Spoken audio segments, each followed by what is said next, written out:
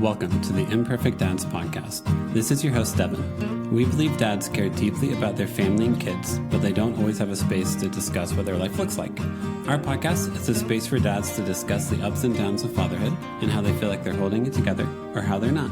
Thank you for joining us for this episode. This podcast is part of the Never a Face Network. Make sure to follow them on Instagram or go to the website neverafacenetwork.com. On this episode, we have on author Doug Johnston to talk about his book, Choosing Emotions, Think with Your Head and Acting with Your Heart. We talked about his daughter graduating college and starting her career, the importance of language, his love of quotes, his career in business, knowing the voice in your head, and how a nightly routine with his daughter inspired him to explore emotions and later write this book. His book came out this year, and it discusses 272 emotions and the importance of understanding them. It's filled with quotes, insights, and language to understand yourself better. Make sure to find his book on Amazon, and you can find a link to it in the show notes on this episode. Just like one more thing. Dad, just start the episode. Oh, my bad. Doug, welcome to an episode of The Imperfect Dads. I really appreciate you taking the time to do one. Devin, great to be here with you. It feels like friendly territory. Good to meet you visually. That's right. You know, whenever I thought the name, or whenever a friend and I thought the name Imperfect Dads would be a good name, I didn't realize how many dads would be like, oh, I don't have to be perfect to be on this podcast. Yeah, sign me up. How many episodes do you need? I got you. Yeah, understood. I've experienced a few eye rolls from my daughter, who I adore. So we're sort of on the same page with that. That's awesome. Let's start with like one of the most basic questions is how many kids you got and how old are they? I have one daughter who graduated a year ago from college. She's now a nurse, but the book that we're talking about started when she was in 8th grade at a father-daughter dinner that we had, just the two of us every 2 weeks. Nice. Tell me you can go and jump in and talk about your book and everything. Yeah, tell me a little bit about your book, because clearly your daughter was like the catalyst for you being like, oh, let's write a book about this. Look at this cool story and everything. Yeah. So I was in the corporate world for a long time. I helped to manage some really big companies and sort of morphed into being a professional researcher. So I was hired by major U.S. law firms to help dig into really complex, high-stakes litigation and disputes. So at dinner with my daughter when she was in 8th grade, we had started, knowing that I'm a researcher, we'd started a game, which we called College Bowl. Instead of my handing her an allowance, I thought, well, it'd be fun to make her earn it. And so I would bring a list of up to 200 specific questions that I took the time to prepare. The questions could be about anything: history, geography, math, science, politics, sports, you name it. But if she got the answer right, I would slide a $2 bill across the table to her. And we called it College Bowl. Well, she was a good student and she loved it. And I loved it because, you know, as a parent of a young teenager, you're not always sure exactly what's going on in their life, but it was just a great interplay. We laughed a lot. So we called it College Bowl, and it got to the point where I wasn't bugging her for College Bowl dinners. She was bugging me because it was a great opportunity for her to make a little bit extra income or cash, whatever. So one night in 10th grade, she'd been out of school for a full month with an athletic injury followed by an unrelated surgery. So she'd been away from school for a month. Well, a month in 10th grade is an eternity. And so she came to dinner with sort of an uncharacteristically long face. And she said, Dad, my turn to ask the questions tonight. I said, sure. And she said, what is depression? And I faked it. I thought, I'll just act like she's talking about economic depression. So I rattled off an economic depression answer, and she looked at me and she shook her head and she said, no, not that kind of depression, Dad. Emotional depression. And of course, I was a deer in headlights because I knew that it was an extended period of sadness, but I didn't know anything beyond that. And I said, sweetheart, I'm sorry. I just, your dad's failing you. I'm going to get to the bottom of this, but I don't know anything. Give me 2 weeks. And so I go back to my office and start digging into depression, and, surrounded by Barnes and Noble and Amazon and 2 laptops and books and articles. And, many of them were helpful. But what I found, Devin, that was most helpful was quotes from people who'd experienced depression and lived to survive it. So within a matter of days, I came across a first quote that I wrote on a Post-it note. And the first quote was by a very famous author from the 1950s, long time ago, but his name was Rollo May. He had his PhD and he had a bachelor's in divinity, and he was a pretty well-known guy. In the 1950s, Rollo May was one of the first self-help writers before anybody ever even knew the word self-help. Mm-hmm. But he had survived depression, and his quote, I'm going to read it, is, "Depression is the inability to construct a future." Oh, And the moment I read that, yeah, it really grabbed me. I mean, I thought that's a lot more specific than an extended period of sadness, which I already knew. A couple days after that, I came across a quote from J.K. Rowling. I'm sure you know who she is. She's the author of the Harry Potter series. Not that well known, that she suffered terribly from depression before she became the world's most successful novelist. Yeah. So her quote about depression as a survivor is, "Depression is that absence of being able to envision you will ever be cheerful again. It's the most unpleasant thing I've ever experienced." Well, that got my attention too, and I wrote it down. And then 2 days later, another quote from a depression survivor, a woman named Haley Cornell, who's a very talented freelance writer. Her quote about depression: "Depression lies. It tells you you've always felt this way and you always will, but you haven't and you won't." Yeah. So here I have 3 really worthy quotes that I think, well, these are going to help my daughter more than some of those stuffy books. And so I texted them across. It was 10 in the morning. I texted them across town to her. She's in class. She shouldn't be looking at her text, but she was. and I thought, well, hopefully this will help. And so I pressed send, and 2 minutes later, the response is, "I'm crying." Well, I was alarmed. I said, "Sweetheart, why are you crying? These are all people who survived and done well in life." And she responded very quickly, "That's why I'm crying. Thank you, Dad." Oh, okay. Good tears. Good tears. Yeah, they were good tears. For a moment she threw me, but we were on to something. And the what we were on to was that quotes from people who've experienced an emotion can often be a whole lot more helpful than dry scientific explanations. And there are plenty of great scientists and psychologists and all in the world, but I was looking for something that would help somebody who was 15 years old. And those 3 quotes moved the needle. And so we were onto it. So we quickly morphed into anxiety and OCD and codependence and all sorts of things. And then it got fun. And then we morphed into all sorts of other emotions, like enthusiasm, excitement, wonder, curiosity, forgiveness, whatever. And we were really onto a really significant thing. So 9 years later, 272 different emotions and emotional states, as explained through 8,000 quotes from some of the thought leaders through history. And we did something that's never been done before. If you pick up a standard dictionary, it tells you what an emotion looks like. An extended period of sadness, you can see that. But what we've done is not only do that, but also add what it feels like. And no emotional dictionary, we call it an emotionary. That's a new word we came up with. Oh, fun. No such emotionary ever existed before. And it's really, really helpful. And it's been doing extremely well on Amazon and elsewhere because it's the first of its kind. And if I may, this surprised the pants off of me. Post publication, I submitted the full manuscript, 376 pages, to Claude AI and ChatGPT. The book is done. I can't change it. What do you think? And each of them responded that it's the single most comprehensive reference on emotions in the English language, which stunned me, and it certainly stunned my daughter. Dad, what have you done? But it's meaningful. So that's what we've done. That's awesome. That's great. I was born in 1987. And so my teenage years, depression wasn't there wasn't a lot of language around what is depression. It's just I feel sad. It's and I feel heavy, you can say words like that, but I love stuff like this because it gives language to things. And once you add language to things, then you can talk about it. Because if all you do is feel heavy, you feel, and you're is depression what this is? I don't know. And then you ask someone what's depression? And then they're I don't know how to describe it. It's language matters. Having words for things matters. So a book like yours is something I love the ability to highlight because of that.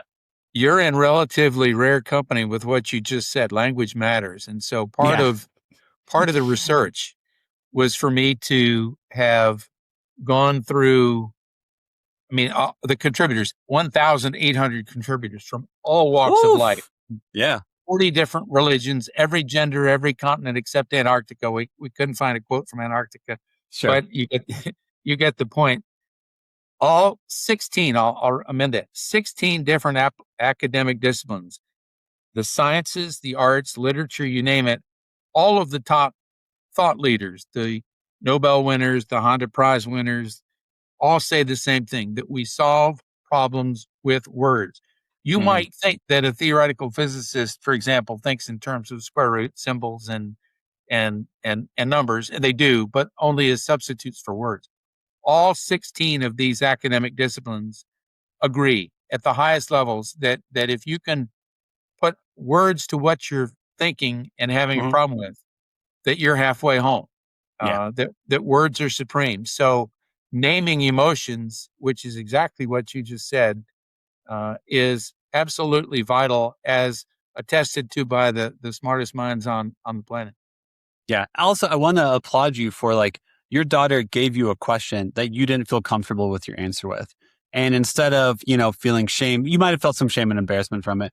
But instead of living in that world, you said, you know what? I don't want you to be alone in this. I'm going to help you figure this out. And I genuinely think that's beautiful, because I think if there's a lot of stuff as a parent, as an adult, someone comes up and goes, do you know what this is? And you're like, I've never heard this word before. And I love when people don't stop there. They go, I have no idea what this means. I'm going to go do some work and help try to figure out my best understanding of it so we can keep this conversation going. I think I always want to highlight that, because that to me is that's what a healthy relationship looks like. Well, thank you. And it started, frankly, because I told her, I said, sweetheart, I'm embarrassed. I don't know. Your dad's a researcher. I'm a professional researcher, and I want to be able to help you, so give me some time. And so I was in a place where I could dig into it, and I did. And fortunately, we came up with something really meaningful. She has since recovered nicely. Yeah. She is now a practicing nurse. She graduated from college. She was even invited by the president of her college to give the commencement speech. So that was That's awesome. a pretty proud moment. And she wrote a speech that made me cry. Oh, that's sweet. That's sweet. That's, what's if I can ask, what's your personal relationship with emotions? Because I feel like a lot of us growing up, it wasn't something people talked about. It was just something to figure out on your own, not something to be communal about. I feel like it was you feel sad, you feel angry, go figure that out and come back. Where now it's more hey, let's talk about it. So what's your personal relationship with emotions? I so love the way you framed that. So there's no guidebook when we're born. Our parents, at least my parents didn't. I suspect your parents didn't hand you a guidebook. Here's what anger is. Here's what enthusiasm is. We all just figured out on the fly. You learn it in school, among your friends, family, scripture, if you're religiously raised, schools, whatever. But we just navigate on the fly, and we just sort of start to, and I'm going to use that word carefully, we navigate. We navigate with our emotions, and that becomes really, really, really significant. Emotions do two things. Our emotional system does two things. Job number one is to keep us away from bad stuff. Touch a hot stove, you'll never touch a hot stove again. Hang around angry, aggressive people, you want to withdraw from them. So we navigate away from bad things, and we navigate toward good things. So we navigate toward curiosity, love, enthusiasm, excitement, wonder, joy, zeal. There are hundreds of emotional conditions, but emotions help us navigate our lives. So they're not anything to be afraid of. Many people are, I have a problem with my temper. If you understand emotions, they are tools to help you navigate. And the moment you understand that they're there to both protect you and to advance you, some subtle changes start to happen in your life. Yeah. Yeah. I always view it as it's a roadmap to understand what I view my integrity to be. If something makes me angry, something must not be in line with my integrity. Or I'm no, that can't, some part of me wants to shut it down. And then then it's my anger is a moment to go inward and be why did that make you so furious? Well, because you don't agree that someone should live their life like that. why do you care about how someone, like, it's this whole, an emotion to me is like a whole conversation you can have with yourself and your family about what you care about, honestly. That's beautifully said. So let me lay out the book because I Yeah, think it'll help the please do. conversation. If you were to pick up the book, 376 pages, 272 different emotions. So they're arranged alphabetically from abundance to zeal. If you Mhm. have an issue in your life, it might be depression, it might be anxiety, it might be curiosity, it might be you're writing a paper and you want to know what the great minds of history said about love. If you flip to that page alphabetically, you will find between 20 and 30 quotes from thought leaders through history about their own experience with that emotion. And many of them will bring a tear to your eye. Many of them Yeah. will make you laugh out loud. But importantly, people have been there ahead of you. And Mhm. sometimes if you're just kind of stuck wondering, gee, what, I'm not sure the way I feel at all. I don't Yeah. know what I'm feeling. Reading how other people encountered their emotions, you may say, yeah, that one, that quote right there from that person, that's exactly the way I feel. Well, suddenly your mind is at peace. So Mhm. there is a very famous clinical psychiatrist out of UCLA by the name of Daniel Siegel. He is a clinical psychiatrist, so he teaches at UCLA, but he's written a number of best-selling books. His name is Daniel Siegel, and he came up uh, with 5 words that I think should be immortalized. And his 5 words are name it to tame it. Mm. I mean, it rhymes. It's easy to recall, right? Name it to tame it. But he found through clinical testing on MRI equipment that when a person could articulate, literally say out loud, I think I'm feeling sad today, or I think I'm Mhm. feeling disappointed today, or I think I'm being frustrated today, when they could name it, their emotional system calmed down empirically. Yeah. This is scientific proof. So That's so cool. attaching words to the way you feel is Yeah. very therapeutic. Most often, you and I and many of your audience, have an inner soundtrack, and you sort of waffle between, well, Mhm. maybe I'm nervous, maybe I'm distracted, maybe I'm angry at my boss. I'm not sure what it is. But the moment you take it out of your inner voice and your soundtrack and you name it, Yeah. you're making progress. Your system calms down. You're replacing a question mark with a definition, and your system can work with that more easily. Yeah. Which, like, I don't know if you've had many like medical issues through your life or anything like that, but one of the most exhausting things is like I have really bad like sinuses and allergies. And until like a doctor was like, hey, let's do it, like you go to the doctor and run all the tests. And then whenever they finally have an idea of what's going on within your body, you're like, oh good, I can create a plan around this. That in between limbo time is the worst of like, I just know I feel like crap and I don't know what'll make anything better. It's like your body feels awful. Your mental state is awful because you just feel bad. You feel, and you don't know what answers you can look for or find. And it is so, yeah, it's so important to triage. 100%. You are calmer, you are more resolved, and to put another quote on it, you're replacing a question mark, worry. What is my Yeah. situation? I'm not sure. Yeah. You're replacing worry and a question mark with an exclamation point. Now I know. Yeah. Yeah. There's a release that happens, right? And you can plan better. Yeah. So name it to tame it. And I don't want to get religious in my Yeah. viewpoint, other than to suggest that the book includes at least 40 different religions. So this is Yeah. not, the book isn't religious, it's not Mhm. political, it's not gender, it's all inclusive, Yeah. right? Um, in the Bible, in the beginning was the word. I Yeah. mean, think about it. Yeah. In the beginning Yeah. was the word, Mhm. because words help. They're Yeah. therapeutic. Yeah. They are. And I don't know. I mean, I went to Belmont. I took some religion classes and everything. So I went to like a Baptist school in Nashville. And like, Well, yeah, that's it where my is. daughter went to school. Wait, are you serious? She went to My Belmont? daughter graduated from Belmont as a nurse. That's their nursing school is fantastic. So she, and She if she worked was top of very her hard class, and she got a great job, cool, and she was dude. extremely well qualified. Dude, okay, so already respect for your daughter that she's top of class, did all that There stuff. But we like, go. yeah, man, no, trust You're me, Bruins. that's right, a Bruin, man. Yeah, I would have graduated in 2010, so a little bit ago. A tiny Be- bit ahead of her, right? a little bit, yeah, I was paving the path for it. Yeah, yeah. But yeah, like whenever we were there, because I did music business stuff, so we'd all be out like in the quad playing guitar, And the students and the classmates we never saw, I just assumed were nurses because they were working so hard. My goodness, I had no idea, truthfully, how difficult nursing was Yes. until she would call me to prep for, and she would go through 150 pharmaceuticals and what their, Yes. suitability was and what the side effects were. And I thought, my gosh, they train them well. Yeah, they do. But all that to say, I think like studying any religion is fascinating because if you break it down to like word choice, then it is really fascinating just to I can get into a very over analytical mindset also. So like, yeah, to be like, oh man, why did the author of this biblical book choose this word instead of this word? Let me go back to the Greek. Let me figure out what else this could have meant because there's so much. I think whenever I view things through that lens, I'm aware of how much depth there actually is and how much life there is to a text. So no, I probably should have studied English because I am also fascinated by words. I want to give you a quote, if I may, which follows Please do, yes. what you're thinking. So I mentioned that there's 16 different academic disciplines that all agree that words are really the answer. And you say, well, of course they're. But when you hear these quotes, suddenly you get it a little bit better. All right. So you may recall the name of the Sloan Kettering Cancer Clinic in New York City. It's one of the top cancer clinics in the world.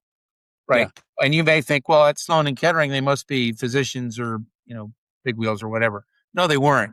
They were two executives with General Motors, which was the big car company. And Charles Kettering was in charge of engineering.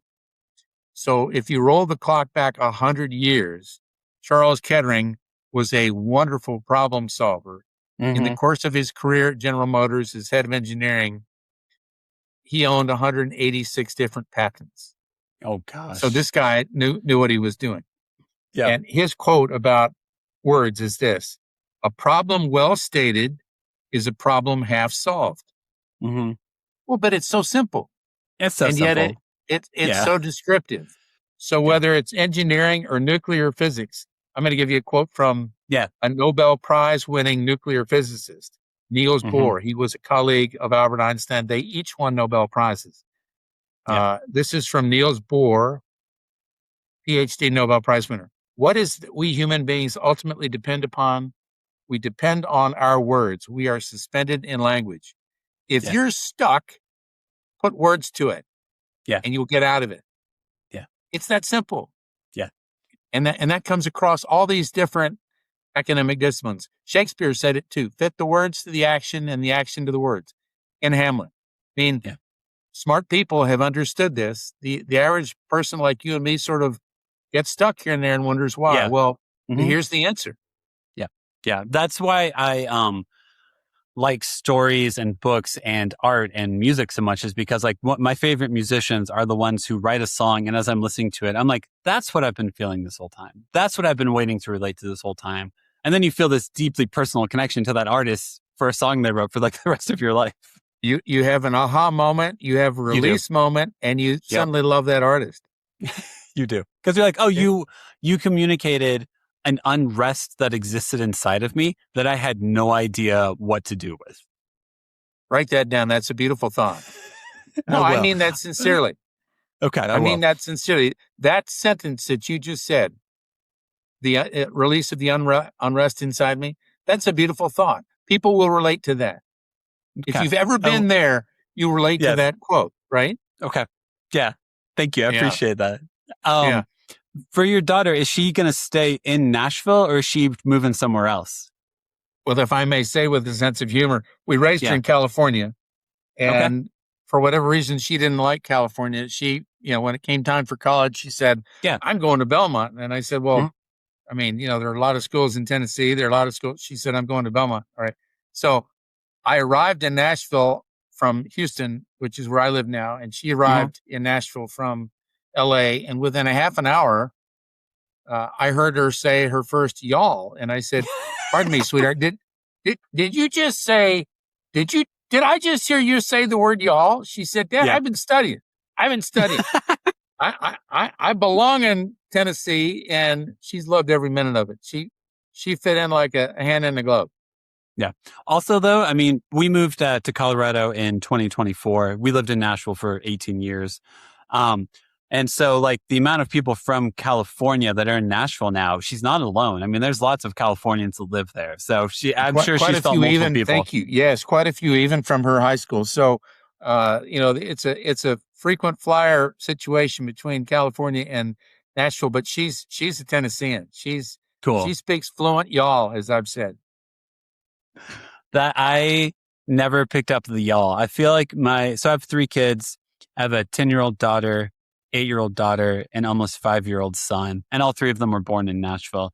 And my son is the only one who still has a slight accent, where every once in a while he'll be like, hi. And I'm just like, because I'm very Midwestern. I'm like, I'm more nasally than I'm an accent. And he'll be like, yow. And he is like, draws out syllables and stuff. And I'm like, you were only lived there for like 2 years, man. How do you have the strongest accent out of all of us? How funny. How funny. And what are their ages again? Yeah, they are 10, 8, and basically 5. He turns 5 in like 3 months, Well, God bless you. There's always something to do. And like, I think I like the timing of your book, because honestly, what every parent I see, or a good majority of parents I see now or talk to now, is like self-regulation is what a lot of us focus on. And a big part of self-regulation for your kids is, what's the emotion you're feeling? How can you communicate the emotion? And how can we be together with this emotion and figure it out together? Because I feel like growing up for a lot of people, their story was, I felt sad. My parents told me to go away until I wasn't sad. Then I came back. Not how I want to parent. Yeah, not how you want to parent. There is, again, in 272 different emotional states. One of them is parenting. And I'll bet you $1 you laugh out loud a half a dozen times as you read through the pages on parenting and see what other parents have said about it. I mean, honestly, you will laugh out loud. Okay. Some of them are deeply insightful. Some of them are almost spiritual. And some of them you will laugh out loud. Yeah. I mean, parenting's such a fascinating journey, because you get pushed in. Like, it's not like let me dip my toes in. It's not let me see how I feel about this. You hold your child for the first time and you're like, oh, okay, here we go. This is real. So it's just, you go through everything, I feel like, whenever you have a kid. It happens. My favorite, one of my several favorite quotes about parenting is a bumper sticker that I saw on a truck that bumper sticker made it into the book. But the bumper sticker quote is, hire a teenager while they still know everything. Oh, man. I thought, I'm a businessman. That makes perfect sense to me. I'm a parent. That makes perfect sense to me. Yep. Yeah. My 10-year-old daughter is already in the energy of like, we'll be like, hey, do you want to do this? She's like, yeah, I know already. And you're like, I think you're just looking for control and identity. And I'm not going to hear the snark in your voice, because I don't think you realize the snark in your voice. So pray for me for the next 8 years of my life. You got it, man. God bless you. Tell me about like, are you still working full time? Like, do you still have like a 9-to-5 job, or is like being an author kind of your full-time gig now? Thanks. I had a long corporate career. I helped to run some pretty big companies. I'm a writer most of the time. When I'm not writing, and I'm working on a third book now, I do what's known as expert witnessing. So I'm hired by major law firms to help them sort out very complex, high-stakes business disputes. And that's fun. That both activities are research oriented, and I love that. It's fun for me. Okay, so from that, what I hear also is, are you pretty comfortable with conflict in those scenarios? Because those can be pretty high. I feel like if it's already gone to the lawyer and high companies are arguing about stuff, are you pretty comfortable with like finding the roadmap whenever it's a high tension, high conflict scenario? What a wonderful question. The answer is yes. I've been yelled at, kicked at, screamed at, and you just hold your ground. Eventually, when the other side, there's an expression in the legal business. If the facts are on your side, you speak the facts. If the facts are not on your side, you pound the table. Well, if somebody's getting angry, there's something wrong in their world. Yeah. And so, in fact, one of the sections in the book is about calm and disputes and the like. So, I've had the benefit of, and anybody reading the book can get the benefit of seeing what people before you have experienced and noted as good things to do if you're angry. So, for example, Abraham Lincoln, The standard suggestion about anger is count to 10. It is simply delay. This is a passing phase. Gather yourself, calm down. But Abraham Lincoln had what a beautiful personal practice when it came to anger. So you may not know this, but Abraham Lincoln was extremely unpopular with the press while he was a president. Oh, okay. They were after him like the press is often after the current president, right? So he had a rough time, and he had lots of enemies. We tend to not think about that because we think he's the much adored president who was assassinated. But while he was in office, it was rugged. And he had a personal practice when he would get angry of going into his office that night and writing a letter to the person who he didn't like. And he'd put every damn word in that letter that he could think of. You dirty, rotten, so-and-so, right? But he wouldn't send the letter. But he took it out of the soundtrack in his head and he put it in the physical world. And then he's not in the emotion. He's looking at it. And then you're in control. Then you're in control. So when an emotion gets the best of it, it's when we're in it. We're in fear. We're so fearful we don't realize, wait a minute, I don't have to be fearful of this. I can be calm, right? The goal, therapeutic goal, is to take a look at yourself from a distance and not be in your emotions. And then you're in better command. Yeah. Yeah. It's an interesting thing to learn to like detach yourself from yourself, because that's kind of what it is. And that is, I always feel like an emotion can be like as if you're standing in the ocean and a tidal wave, like you're standing there, you're jumping the waves and everything. And then there's that one wave that's taller than you, and you're like, here we go. Let's see how this one turns out. And that's how emotions I feel like can feel sometimes. It's like, I'm in charge. And then there's always some part of your day where it's like, all right, this really challenge you. Let's see how you deal with this one. Thank you for that. There's a very successful psychologist from University of Michigan by the name of Ethan Kross. He's written a couple of bestsellers, and he uses a term called self-distancing. And in essence, it recommends speaking out loud. You know what? I'm really starting to get angry. And instead of you bottling it up and you start to get steaming mad and grit your teeth, if you simply say, you know what? I'm starting to get angry. All of a sudden, you're not in it. You're looking at it. And that gives you control over it. Yeah. So Dr. Kross uses the word self-distancing, but the effect is the same. Get it out of the soundtrack in your mind, get it in where you can hear it or write it down as President Lincoln did, and suddenly things don't look so serious. Or you can plot out a better path. Yeah. Which also, though, so much easier said than done. I would like to think I do that every single time, but that's not reality. But I think life is filled with these really simple answers that I really like to complicate. And that's definitely one of them. Like, hey man, you're bristling. Your shoulders are up here. Like, just say you're getting annoyed with stuff. Like, just say, and you're like, not going to do it. I'm not that annoyed. And it's like, your arms are up here, man. You're like, you're so bristled. Just admit it. It sounds like you've got it kind of figured out, but literally saying out loud, if you're on the freeway and somebody cuts you off, your first reaction might be not you, but another person their first reaction might be to extend their a finger at the person that cut them off. If you will instead, and it's so tempting to do that, we know. Yeah. But if you will simply say, you know what, that guy really annoyed me, and then you'll probably say the next thing is, you know what, he had a right. He's got a car. He's in a hurry too, right? Yeah. Well, suddenly it's done. It's behind you. You're not looking for that car for the next 5 miles. I'm going to cut in front of that guy, right? You're out of it. You have called it, you've named it, you've dismissed it. And that's very helpful. Yeah, it is. But also I think I think that's what's fascinating to me about that is like, I can tell if I'm in a good headspace or not.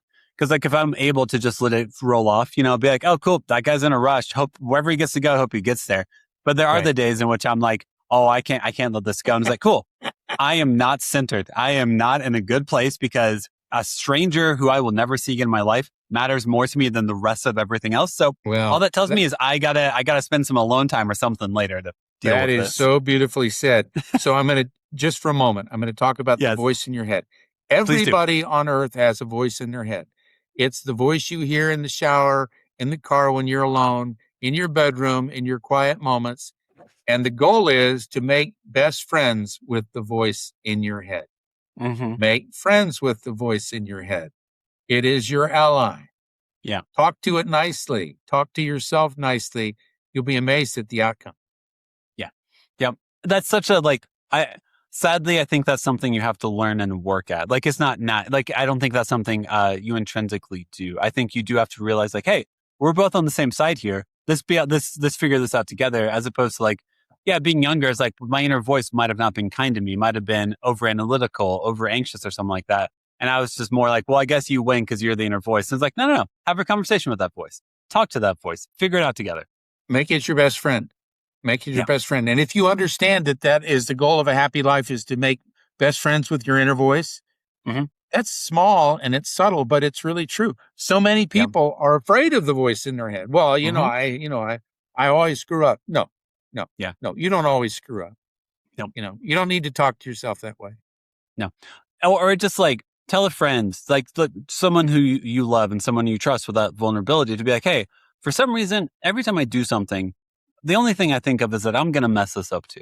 Just admit it to someone. Just admit it. And I hope people have people in their life in which they can say that. I'm in a mental space in which I feel like every time I touch something, it breaks. And I don't like that. And I can't get out of this route. And I can't get out of this pattern. And then hopefully someone can be like, yeah, you messed up a couple things, but that's not you. Like you can find community, you can find love through that. But hopefully, I hope people have the people in their life in which they can lead without vulnerability. Good people, your friends have your interests in mind. If you say I'm a terrible writer and a friend says, no, you're actually a good writer, listen to them. Good friends are trying to nurture you. Yep. And if they're not trying to nurture you, they're really not your friend. Usually. Yep. Yeah. I mean, occasionally there's the honest disagreement, of course, but your friends are generally interested in you doing well. Yeah. Surround yourself by people like that. Yeah. Other thing I wanted to ask you is, since you learned about all these emotions, you said 272, right? That's how many you wrote about in the book? Yes. Which one sticks out to you? Which one was one of the most fascinating ones to learn about or to research and find quotes about? There are two. Thank you for asking a brilliant question. So there are a couple in the course of my research that really moved me to understand. So one of them that I misunderstood terribly was the word ego. Yeah. And ego is more of an emotional state than an emotion, but it's definitely an emotional state. So, Devin, when I was 10, my mother hung the moon for me. She was, I adored her. She was an athlete. She was an artist. She was a writer. She was socially adept. She could talk to anybody about just about anything. And one day, in a moment of just sort of, wow, that's my mom, I said, how do you do it, Mom? How do you do all these things well? And she looks at me and she points at me and she says, it takes a big ego to succeed in this life. All right. Well, that was my mom, and she was an unqualified success. I accepted that as at face value, unfortunately, because ego is not a really good thing. So if you move the clock forward a few decades, as I started to research the book, I finally got to ego. Yeah. One of the 272 conditions.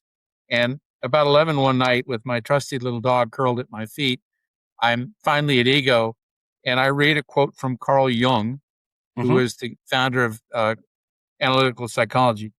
Carl Jung is a brilliant man. I mean, he's just extraordinary. It's almost as though he came from a different dimension. He's so insightful. Yeah. But his quote about ego is, a young man spends the first half of his life building up an ego, and the second half of his life understanding how important it is to dismantle his ego. And I read it. I must have read it a dozen times. And I finally buried my head in my hands because I realized frankly, what an ass I'd been in my corporate life. I was a ego-driven, my way or the highway kind of guy. And I thought, boy, I have a lot of explaining to do and apologizing to do. Well, fortunately, that night I worked past midnight and I came across another quote from Eckhart Tolle. That's a name you probably know. He's a writer who's reached over 100 million people in his podcasts and books, including The Power of Now. Eckhart Tolle wrote, yes, of course, ego is a bad thing. It's a false front you present to other people to keep them at bay. But he said the good news about ego is that that sneaks up on you, once you realize that that's what you've been doing, that you've been presenting a false front to people, you can't fake yourself out anymore. I mean, it Yeah. starts to go away. So it Mm-hmm. almost starts to go away on inspection once you realize that's what you've been doing. So I took heart from that. Yeah. Yeah. Many writers in history have agreed with Eckhart Tolle and Carl Jung about ego. The other word that really changed me to understand better, and there's several, but another one that comes to mind is trauma. If you'd Mm-hmm. asked me 5 years ago what I knew about trauma, I would have responded, well, something to do with a car accident and an ambulance and an emergency room. That's really all I would have been able to articulate. Yeah. But trauma is a very special and extremely important word to understand. And I want to define it as uh, an event occurs to you that overwhelms either your physical or your emotional capacity to deal with it. Mm-hmm. Something happens to you that you can't cope with and your system Yeah. shuts down. All right. So what does your emotional system do? Number one, it protects you. Number two, it helps you advance your life. But in trauma, you're knocked unconscious fully or Mm-hmm. partly, your system shuts down. Yeah. But your system is there to protect you. It doesn't like to be shut down. And Mm-hmm. so it prioritizes what happened when we were shut down. Yeah. And the great traumatologists of the world, including Bessel van der Kolk, it's a Dutch name. He taught medicine at Harvard and he became well known at Boston Hospital. Bessel van der Kolk has written a perennial New York Times bestseller, millions of copies, called "The Body Keeps the Score," and in it, Mm-hmm. he writes that trauma leads to something called repetitive compulsion. So, if, for example, someone in your life has been raped, what a terrible thing! Mm-hmm. Rape is traumatic, both physically and emotionally, and your system shut down. Well, Yeah. many men, sadly, would say to a woman rape victim, "Oh, please, just get over it. Just stop Yeah. talking about it. Put it out of your Mm-hmm. mind," right? Mm-hmm. But that's not the way their system is built. Your Yep. system is prioritized to repeat that episode until you can put words to it. Yeah. And what Bessel van der Kolk found was that as painful as it is to revisit trauma, once you revisit it in depth and you can assign words to exactly what happened, Yeah. the smell of the man's cologne, the noise of the car in the driveway, Yeah. suddenly you take it out of a fearsome traumatic memory and you can re-record it. Yeah. Yeah. Being able to attach words to fill in the blanks when your Mm-hmm. system shut down is often the answer to trauma. And I had no understanding of Yeah. that. It's fascinating, isn't it? I'm not a psychologist, but like knowing people have done like a rapid eye movement, like that type of therapy and stuff. They're like, no, this was just so my system could calm down enough that I could approach the trauma correctly and then figure Yeah. out what my next steps are. Because yeah, your nervous system just goes like, or your emotional system goes into like, I thought I was going to die. So it goes back into, I'm going to die if I enter into this space. And of course you're not going to know how to get over that because your body keeps telling you you're about to die. That's not a calming space. That's not safe. You don't want to look at it because it was painful, and yet your system is fixated on it. And Mm-hmm. again, I'm not a psychologist, but Yeah. you alluded to eye movements, EMDR, Yeah. QNRT. There are some therapies that help your emotional system reset, which is what Yeah. is needed after Yeah. a traumatic experience. So you're obviously pretty well versed in this. I'm impressed. Thanks.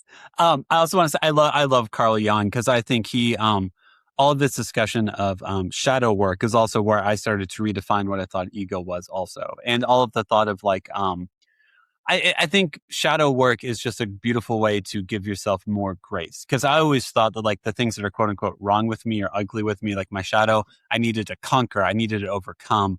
And there's a fascinating level of like self-acceptance of like, hey, this is part of who you are. And like it deserves love too, as opposed to trying to hide it, trying to dominate it or anything like that. And like I think Carl Jung opens up a lot of doors to a lot of love you didn't know you needed for yourself. He's deeply insightful. He writes various quotes that are in the book Yeah. about the greatest joy in your life is understanding who you really are. Mm-hmm. And, Yeah. and it's a journey. Every single human being suffers. We don't Yeah. like to talk about it, but every single human being suffers. And if you'll read in the book, for example, quotes from people who you would never have expected suffered that way, Hmm. you go, my gosh, I'm not the first. I'm not alone. Yeah. Yeah. And, it is a community and we all share emotions. It's very Yeah. helpful. Yeah. It's very It helpful. is. Yeah. I'm a really big fan of Richard Rohr, who's a Franciscan monk. And he's very big on, I don't know if it's a Franciscan thing to be like, hey, here's your first phase of life. It is about your ego. It's about your kingdom. It's about realizing what kingdom you want to build and building it, honestly. And the second phase of your life is you looking up and being like, what was I sprinting towards? Like, who was I during? Like, what the heck was this? And sadly, some people never enter into the second phase of their life. They just continue to constantly build their kingdom. But hopefully there's a moment where you look up and you're like, wait, hold on. There's so much more to life than what I thought I was building. So how do I come to terms with this? How do I deal with this? And it is deeply helpful to be in tune with that energy. There's a quote in the book, nobody becomes wise by accident. Yeah. You have to decide, what am I really about? Let's Mhm. take off this ego false face. Yeah. What am I really about? Yeah. And if you realize that that's the wisdom of the ages, the great sages, Buddha, Jesus, Moses, I mean, the common theme is, who are you really? Yeah. And that's really the goal of life. Mhm. I mean, it's It love, is. it's a lot of things, but the goal of a happy life is knowing who you really are, and being really comfortable with it. You're probably familiar with the actress Meryl Streep. Mhm. She is a 4-time Oscar winner, which puts her in tied, I think, with Katharine Hepburn is the only 4-time Oscar winners in history. So Mhm. obviously she knows how to act. But Yeah. there's a great quote from her in the book, and I won't get it perfectly word for word, but it runs like this: when she was a young woman, her mother said, "Meryl, you can do anything," and her response to her mother saying, "Meryl, you can do anything," was, "I believed her." All right, so look what happened. Uh, she, look what happened. That's awesome. She became a 4-time Oscar winner, but her specific quote that you'll appreciate is, "What's the strangest thing about you? Mhm. Make that your goal in life." Yeah. And I went, wait a minute, did I read that correctly? Meryl Streep said, find out what is the most unusual thing about you and emphasize that. That is your gift. Figure it out. So Yeah. in my case, as a kid, I inherited a remarkable memory. Yeah. And I got it, I think, from my father. But, I mean, I'm me. I'm not my father. Mhm. And I found when I was 7, 8, 9 years old, I could turn a street corner and see a face in the crowd and say, that man is Bill Jones. I last saw him in March of 4 years ago. I mean, Yeah. it happened in a nanosecond. And I thought, Yeah. this is weird. And I'm going to suppress it because my Mhm. brothers are going to start to torment me. And I Yep. suppressed that. Well, it's a few decades later. And here I am putting together a book about quotes that made extensive use of my memory. And I finally brought that weirdness to the fore. Yeah. Nobody ever, Devin, ever accused me of being a great athlete. I mean, nobody ever accused me of being a great athlete, but I had a good memory and I had a couple of the things that were helpful. So whatever it Yeah. is that's weird about you, Mhm. pause and look at that. Is this Yeah. actually my gift? Yeah. And that was what Meryl Streep was getting at. Yeah. I also have the same curse of I remember like almost everything. I remember people's faces. I remember the last time I saw them. And I try it's like in my head whenever I go to say hi to someone, I'm like, oh hey. And then I'm like, oh, then they're like, oh hey, what's your name? Like I remember all these random little details. And I'm like, calm it down. Like I don't lead with them, but whenever the moment arises, I'll usually share them. Be like, oh, don't you remember we hung out here? We did all this, but like I have the same thing in my head. I see someone, I'm Well, like, it's like I have a Rolodex. how Yeah. wonderful to chat with you about that because you appreciate it. Well, I found that I was embarrassing people because I knew their names and they couldn't remember Yes. mine. Absolutely. Yes. Yep. And then Mhm. I Yep. started to suppress it, right? Yeah. Because it was embarrassing. I didn't want them to feel uncomfortable. Well, Yeah. then I came to the conclusion it's a bad thing. I mean, Yeah. well, no, it's not a bad thing at all. It's just it needs proper expression. Correct. Yep. I want to use my memory to be something that connects me with people, not something that makes someone feel shame and embarrassment. And because, I used to work at a dentist's office. So like I would remember like tooth numbers for cavities they got filled, stuff like that. And I'm like, oh, how's tooth number 32? And like something like that in my head. And I'd be like, you can't lead with that at the grocery store, man. Just be like, oh, hey, do I know you from somewhere? And then shake their hand. But like, oh my. Yeah. So it's. All right. So look what happened here. There's your inner voice that says tooth number 32. And then you pause because it hadn't come out of your mouth yet. And you think, I'm going to have to change this up because I don't want to embarrass him. Well, how you doing? How about the the Memphis hockey team? I mean, who knows? Yeah. Right. I mean, you change the topic, right? You do. If you can get to the point where your inner voice and your outer voice are the same. Yeah. What a wonderful goal. Yeah. What a wonderful goal. Yeah. But I'll probably, in the interest of time, I'll start wrapping down the episode. First question is, do you remember any backup names you had for your daughter? Like, do you remember what you almost named her besides her actual name? Yes. So when she was born, her given name is Alexandra, and we came up with a unique name, Xana, Xanna. It was unique. Mm-hmm. It was a nickname for Alexandra. And when she got to age 5, she called her mother and me together and she said, do not call me Xana anymore. And we were surprised that she had that sort of presence of mind. Respect. And ultimately, she settled on Lexi, Lexi as her nickname, but she picked it.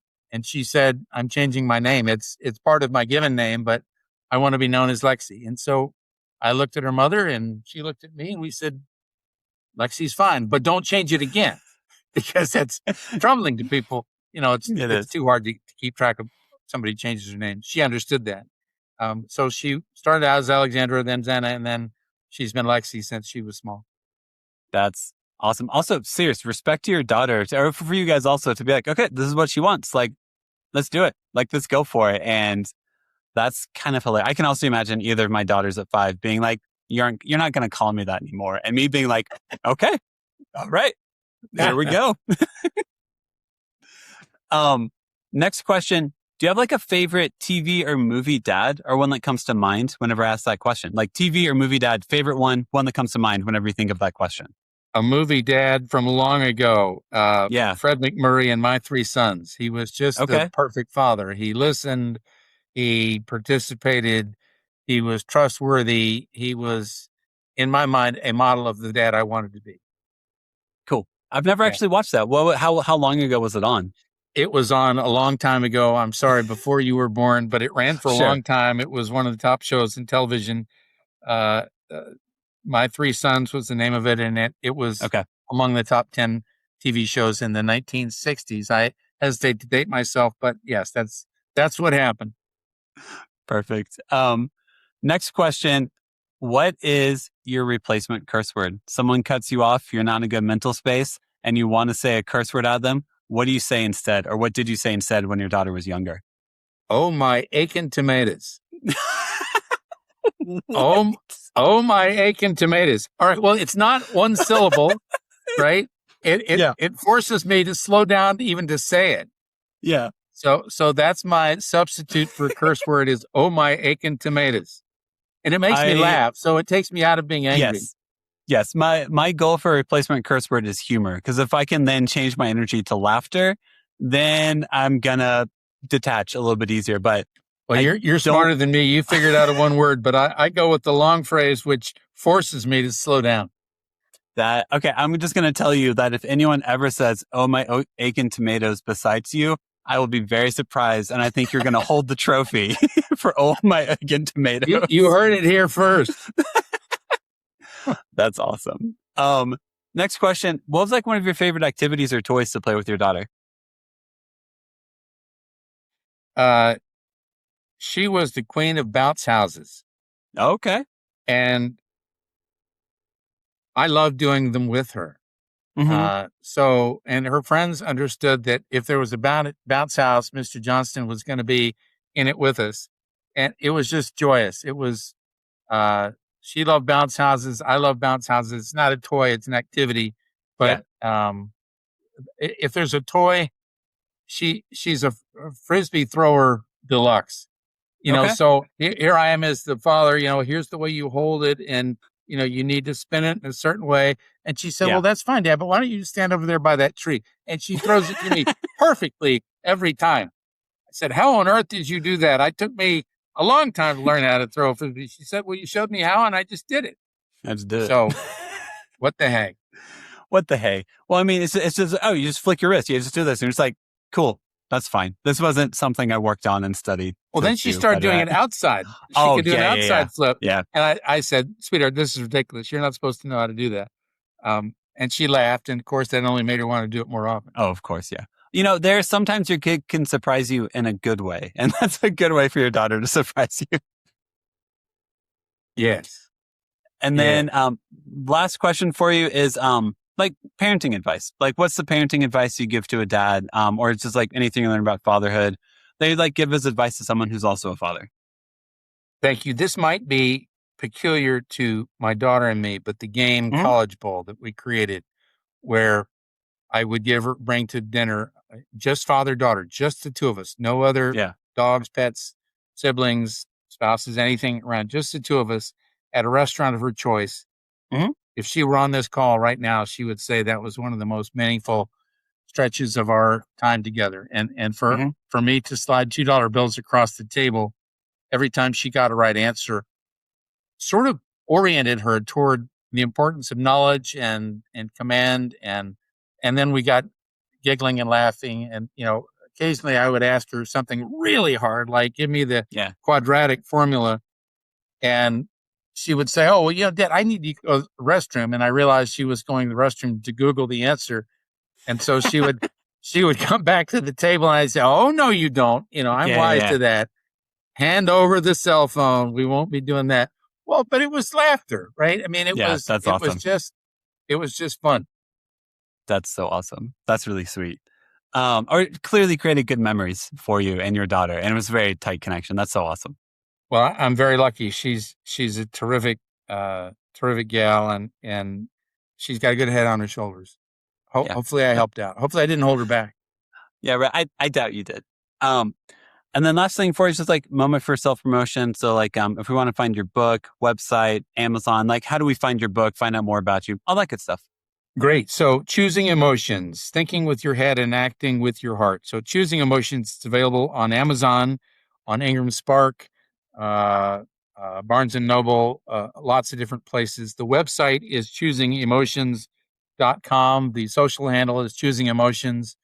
It's available in hardback, paperback, and e-versions. It is a joy and a blast to read. It is also enlightening. There will be times when you laugh out loud. It's so funny. There will be times when you say, my gosh, if I'd known that 5 years ago, I would have, been on a faster path than I am now. There is wonderful wisdom and humor from some of the world's greatest minds. Take advantage of it. It's there. Yeah. For the most part, that's what I got for you. Just thanks for spending some time talking about your book. Tell me about your life and your relationship with your daughter. Love talking with you. And the fact that you're a Belmont Bruin speaks volumes. Yeah, of course. And seriously, congrats to your daughter for making it through the Belmont nursing program and doing as well as she did. Because it is, they take themselves very seriously over there. They do. They have an extremely high acceptance rate for graduates in getting jobs, and she did the right thing. And in the right place. So that all makes a difference. Love talking with you. Thank you for having me. What a blast. We've laughed, and that's been great. I feel like I know you. Perfect. I feel like I know you too. Thanks for your time. I appreciate it, and enjoy the rest of your day. You too, Deb. Thank you. Thanks, Doug. Bye.